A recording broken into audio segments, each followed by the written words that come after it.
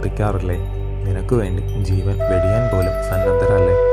സ്വദേശിയും സമർത്ഥനും പ്രത്യുൽപ്പന്നമതിയും പറഞ്ഞത് തികച്ചും മനസ്സിലാക്കുന്നവനും അതുപോലെ പറയുവാൻ കഴിവുള്ളവനും പണ്ഡിതവര്യനുമായ ദൂതനല്ലേ നിനക്കുള്ളത്? എതിർഭാഗത്ത് 18 സ്വപക്ഷത്ത് 15 തീർത്ഥങ്ങൾ ഗൂഢചാരികളായ മുമ്മൂന്ന് ചാരപുരുഷന്മാരാൽ നീ അറിയാറില്ലേ? പരന്തപനായ തോൽപ്പിക്കപ്പെട്ട ശത്രുക്കൾ അശക്തരാണെന്ന് വിചാരിച്ച് അശ്രദ്ധ വന്നതിനാൽ നിനക്ക് ന്യൂനതയൊന്നും വന്നിട്ടില്ലല്ലോ. ഉത്തമ ധർമ്മശാസ്ത്രങ്ങളെ തികച്ചും അറിയാതെ വാദത്തിനു വേണ്ടി വാദിക്കുന്ന പണ്ഡിതന്മാരാണെന്ന് സ്വയം അഭിമാനിക്കുന്ന ചാർവാക ബ്രാഹ്മണരെ നീ മാനിക്കാറില്ലേ? ഉണ്ണി, ദുഷ്ടപണ്ഡിതന്മാർ ആണെങ്കിലും അത്തരക്കാരെ ആദരിക്കാനാൽ പലപ്പോഴും അവിചാരിതങ്ങളായ ആപത്തുകൾ തന്നെ സംഭവിക്കാൻ ഇടയുണ്ട്. മുഖ്യങ്ങളായ ധർമ്മശാസ്ത്രജ്ഞരാണെന്ന നാട്യമാണ് പലരിലും കാണുക. അർത്ഥരഹിതമായി വാദിക്കുകയും ചെയ്യും എന്ന് ഓർമ്മിക്കുകയും വേണം. കുമാര, നമ്മുടെ പൂർവികന്മാർ സത്യസന്ധരായ പിതാമഹന്മാർ ജിതേന്ദ്രിയന്മാരായി ചതുരംഗ സൈന്യങ്ങളോടുകൂടി ബ്രാഹ്മണ, ക്ഷത്രിയ, വൈശ്യ, ശൂദ്രാദി ചാതുർവർണ്ണയങ്ങളിൽ അവരവരുടെ ധർമ്മങ്ങൾ സുസ്ഥിരമായി പുലർത്തി ഉത്സാഹസമ്പൂർണരായ ആര്യന്മാർ വാണരുളുന്ന ഐശ്വര്യപൂർണമായ അയോധ്യ രാജ്യത്തെ സംരക്ഷിക്കുന്നതിൽ അല്പമെങ്കിലും അശ്രദ്ധ പറ്റുന്നില്ലല്ലോ. ഭാരത, അനേകം ക്ഷേത്രങ്ങളാലും ചൈത്യങ്ങളാലും കൊട്ടാരങ്ങളാലും പാവന ജലപൂർണങ്ങളായ ചിറകളാലും ഉത്തമങ്ങളായ തണ്ണീർ പന്തലുകളാലും പ്രശോഭിച്ചുകൊണ്ടിരിക്കുന്നതും സന്തുഷ്ട സമ്പൂർണരായ സ്ത്രീ പുരുഷന്മാർ യാതൊരു ഉപദ്രവവും കൂടാതെ സമാജങ്ങളിലും ഉത്സവങ്ങളിലും പങ്കുചേർന്നുകൊണ്ടിരിക്കുന്നതും നദീതീർത്ഥ പ്രവാഹത്താൽ അലംകൃതവും പ്രശാന്തരമണീയവും സ്വർണരത്ന ഖനികളാൽ ഐശ്വര്യപൂർണവും ദുഷ്ടജനാധിവാസം ഇല്ലാത്തതുകൊണ്ട് നിർഭയവും നമ്മുടെ പൂർവികന്മാർ സശ്രദ്ധം സംരക്ഷിച്ചു കൊണ്ടിരുന്നതുമായ നാടിന് യാതൊരു വിധത്തിലുള്ള ആപത്തും സംഭവിച്ചിട്ടില്ലല്ലോ. ഉണ്ണി, കർഷകന്മാരും ഗോരക്ഷകന്മാരും നിനക്ക് ഇഷ്ടപ്പെട്ടവരല്ലേ? അവർക്ക് നീ പ്രിയം ഏകാറില്ലേ? അവരുടെ രക്ഷയും സുഖപ്രവൃത്തിയുമാണ് രാജ്യത്തെ സമ്പദ് സമ്പൂർണമാക്കുന്നതെന്ന് എപ്പോഴും ഓർമ്മ വേണം. ആപത്തുകളിൽ നിന്നെല്ലാം അവരെ സംരക്ഷിക്കുക പതിവല്ലേ? രാജാവ് ധർമ്മത്താൽ നാടിനെ കാക്കണം, നാട്ടുകാർക്ക് സന്തോഷം വർദ്ധിപ്പിക്കണം. വിഷമങ്ങൾ വരുമ്പോൾ സാന്ത്വനവും വിപത്തുകളിൽ രക്ഷണവും സ്ത്രീകൾക്ക് നൽകാറില്ലേ? എന്നാൽ യാതൊരു സ്ത്രീയെയും വിശ്വസിക്കുകയോ രഹസ്യങ്ങൾ പറയുകയോ പതിവില്ലല്ലോ. ഗജായുധങ്ങളോടുകൂടിയ വനങ്ങളെ തികച്ചും മേൽനോട്ടം പതിവുണ്ടല്ലോ. വംശസംവർദ്ധനവിന് പിടിയാനകളും പെൺകുതിരകളും നിന്റെ അധീനത്തിൽ ഇല്ലേ? അവയെല്ലാം ഇണകളെ കൊണ്ട് സംതൃപ്തരുമല്ലേ? അതിപ്രഭാതത്തിൽ എഴുന്നേറ്റ് രാജകീയ ആഡംബരങ്ങളോടെ ദർബാറിൽ നാട്ടുകാരുടെ സങ്കടങ്ങൾ നേരിട്ട് കേൾക്കുവാൻ തക്കവിധം ദിവസവും നീ എത്താറില്ലേ? പ്രജകൾ നിർഭയരായി തന്നെ സദസ്സിൽ വരാറില്ലേ? പരിചാരകന്മാർ പേടിക്കാതെ അടുത്തു വന്ന് ശുശ്രൂഷിക്കാറില്ലേ? കുമാര, ഭൃത്യന്മാരെ നിസാരരാക്കുകയോ മാനിക്കുകയോ ചെയ്യാത്തൊരിട മട്ടിലുള്ള പെരുമാറ്റമാണ് വേണ്ടത്. ആലോചനാശക്തി ധാരാളം ഇല്ലാത്ത അത്തരക്കാരിൽ ഗുണകരം ആയിട്ടുള്ളത് അതാണ്. എല്ലാം ദുർഗകളിലും വെള്ളം, ധനം, ധാന്യം, ആയുധങ്ങൾ, ശില്പികൾ, വില്ലാളികൾ തുടങ്ങിയവ പരിപൂർണരായി ഇരിക്കുന്നില്ലേ?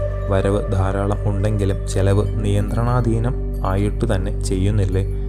വരവ് കൊണ്ട് മതിയാകാതെ ഈടുവെപ്പുകളിൽ കൈവയ്ക്കേണ്ടി വരിക പതിവില്ലല്ലോ. ഉണ്ണി, പിതൃക്കൾ, ദേവന്മാർ, ബ്രാഹ്മണ ശ്രേഷ്ഠന്മാർ, അതിഥികൾ, ഭടന്മാർ, ഉത്തമ ബന്ധുക്കൾ ഇവരിലല്ലേ നിന്റെ ചിലവ് പതിവ്? ഭരത, ചില പ്രത്യേക ചുറ്റുപാടിൽ ആര്യന്മാർ ആയവരിൽ പോലും ചിലപ്പോൾ ഭയങ്കര കുറ്റം ചുമത്താറുണ്ട്. എന്നാൽ അറിവുള്ളവർ അതിനെപ്പറ്റി സൂക്ഷ്മാന്വേഷണം ചെയ്യാതെ ശിക്ഷ വിധിക്കാറില്ല. ആലോചനാരഹിതമായോ പ്രത്യേക കാര്യലാഭപ്രേരിതമായോ അത്തരത്തിലുള്ള അത്യാഹിതമൊന്നും നിനക്ക് സംഭവിച്ചിട്ടില്ലല്ലോ. തൊണ്ടി സഹിതം പിടിച്ചൊരു ചോരനെ ലോപം കൊണ്ട് എന്തെങ്കിലും ചില ചോദ്യങ്ങൾ മാത്രം ചോദിച്ച് വെറുതെ വിടാറില്ലല്ലോ. രഘുവരനന്ദന, പണ്ഡിതവര്യമാരായ മന്ത്രിമാരല്ലേ നിനക്ക് ഉള്ളത്? അവർ ദരിദ്രൻ്റെയും ധനികൻ്റെയും വ്യവഹാരങ്ങളെ ഒരുപോലെ കേട്ട് നിഷ്പക്ഷമായി വിധി കൽപ്പിക്കാറില്ലേ? തെറ്റ് ചെയ്യാത്തൊരുവനിൽ കുറ്റം ചുമത്തിയാൽ അവനിൽ നിന്നും ഉതിർന്ന കണ്ണുനീർ തുള്ളികൾ പശുക്കളെയും പുത്രന്മാരെയും മാത്രമല്ല നാടിനെ കൂടി പാടെ നശിപ്പിക്കുമെന്ന് ഓർക്കണം. വൃദ്ധന്മാരെയും കുട്ടികളെയും വൈദ്യശ്രേഷ്ഠന്മാരെയും വാക്ക്, മനസ്സ്, ദാനം എന്നിവകളാൽ സ്വാധീനിക്കണം. അതിൽ അല്പം പോലും അശ്രദ്ധ നിനക്ക് പറ്റുന്നില്ലല്ലോ. അതിഥികൾ, ഗുരുവര്യന്മാർ, മുനീശ്വരന്മാർ, അന്തണശ്രേഷ്ഠന്മാർ, വൃദ്ധന്മാർ എന്നിവരെയും ചൈത്യ ദേവാലയങ്ങളെയും നീ സാദരം പൂജിക്കാറില്ലേ? പ്രജാഹിതം ഏകുന്ന ജയശീലം അർത്ഥത്താൽ ധർമ്മത്തെയോ ധർമ്മത്താൽ അർത്ഥത്തെയോ സുഖത്തിനു വേണ്ടി നീ നശിപ്പിക്കാറില്ലല്ലോ. ധർമ്മം, അർത്ഥം തുടങ്ങിയവയെ പ്രത്യേകം വേർതിരിച്ചു തന്നെ നീ മനസ്സിലാക്കിയിട്ടുണ്ടല്ലോ. അവയെ അനുസരിക്കുന്നതിൽ ന്യൂനതയൊന്നും വരിക പതിവില്ലല്ലോ. ലൗകിക സുഖാസക്തനായാൽ ധർമ്മവും അർത്ഥവും ഇല്ലാതാകും. സാധാരണ ജനങ്ങൾക്ക് സംഭവിക്കാറുള്ള ആ തെറ്റ് നിനക്ക് ഉണ്ടാകാറില്ലല്ലോ.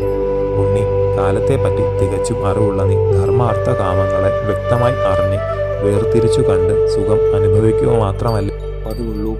വേദങ്ങൾ, ശാസ്ത്രങ്ങൾ, പുരാണങ്ങൾ എന്നിവയിൽ പാരംഗതരായ ദ്വിജവര്യന്മാർ പൗരന്മാരോടും നാട്ടുകാരോടുമൊപ്പം നിനക്ക് നന്മ നേരാറില്ലേ കുമാര?